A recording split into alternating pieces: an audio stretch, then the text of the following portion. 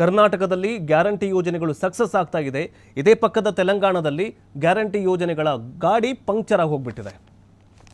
ತೆಲಂಗಾಣದಲ್ಲಿ OBC ಅಂದರೆ ಏನು ತೆಲಂಗಾಣದ ರೇವಂತ್ ರೆಡ್ಡಿ ಏನು ಹೇಳ್ತಾರೆ ಅಂತಂದರೆ, ನಮ್ಮಲ್ಲಿ ದುಡ್ಡಿಲ್ಲ, ಕೊಡೋದಕ್ಕೆ ದುಡ್ಡಿಲ್ಲ, ಹೀಗಾಗಿ ನಮಗೆ ಗ್ಯಾರಂಟಿ ಯೋಜನೆಗಳನ್ನು ನಮಗೆ ಸಮರ್ಪಕವಾಗಿ ನಿರ್ವಹಿಸುವುದಕ್ಕೆ ಆಗ್ತಾ ಇಲ್ಲ ಅಂತ ಹೇಳ್ತಾ ಇದ್ದಾರೆ.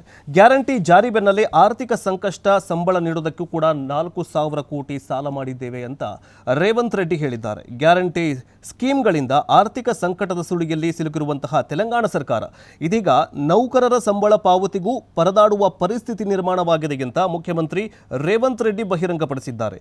ತುಟ್ಟಿ ಭತ್ಯೆ ಕೇಳಬೇಡಿ, ವೇತನ ನೀಡೋದೇ ಕಷ್ಟವಾಗಿದೆ, ಸಂಬಳಕ್ಕೆ RBIನಿಂದ 4,000 ಕೋಟಿ ರೂಪಾಯಿ ಸಾಲ ಪಡೆದುಕೊಂಡಿದ್ದೆ ಸರ್ಕಾರ ಅಂತ ರೇವಂತ್ ರೆಡ್ಡಿ ಹೇಳಿದ್ದಾರೆ. ಇನ್ನು ರೇವಂತ್ ರೆಡ್ಡಿ ಕೆಲವೊಂದು ಸುದ್ದಿ ಅಂದರೆ ಒಂದು ಖಾಸಗಿ ಮಾಧ್ಯಮದಲ್ಲಿ ಸಂದರ್ಶನವೊಂದರಲ್ಲಿ ಮಾತನಾಡಿದಂತಹ ಅವರು, ನಾವು ಈಗಾಗಲೇ 7 ಲಕ್ಷ ಕೋಟಿ ರೂಪಾಯಿ ಸಾಲವನ್ನು ಮಾಡಿದ್ದೇವೆ, ಇದು ನಾನು CM ಸ್ಥಾನದಲ್ಲಿ ಕುಳಿತ ಮೇಲೆ ಇದೆಲ್ಲ ಗೊತ್ತಾಯಿತು ಅಂತ ರೇವಂತ್ ರೆಡ್ಡಿ ಹೇಳಿದ್ದಾರೆ.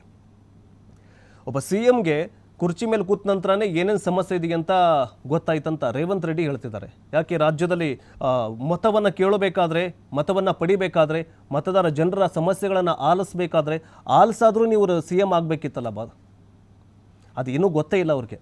ನನಗೆ CM ಕುರ್ಚಿ ಮೇಲೆ ಕೂತ ನಂತರ ಆಮೇಲೆ ನನಗೆ ಈ ಸಮಸ್ಯೆ ಗೊತ್ತಾಯಿತು, ಗ್ಯಾರಂಟಿ ಯೋಜನೆಗಳು ಸಕ್ಸಸ್ ಆಗ್ತಾವೋ ಇಲ್ವೋ, ನಾವು ಬಾಯಿಗೆ ಬಂದಂಗೆ ಗ್ಯಾರಂಟಿ ಯೋಜನೆಗಳನ್ನು ನಾವು ಏನಂತಂದರೆ ಜನರಿಗೆ ಕೊಟ್ಬಿಟ್ವಿ, ಈಗ ನಮಗೆ ಸಮಸ್ಯೆ ಆಗ್ತಾ ಇದೆ, 7 ಲಕ್ಷ ಕೋಟಿ ರೂಪಾಯಿ ಸಾಲ ಮಾಡಿದ್ದೀವಿ, ಸೊ ಹೀಗಾಗಿ ನಮಗೆ ಈಗ ಯಾರೂ ತುಟ್ಟಿ ಭತ್ಯೆ ಕೇಳಬೇಡಿ, ನಮಗೆ ಸರ್ಕಾರಿ ನೌಕರರು ಏನಂತಂದರೆ ನಿಮಗೆ ಸ್ಯಾಲ್ರಿ ಕೊಡೋದೇ ದೊಡ್ಡ ಕಷ್ಟ ಆಗಿದೆ.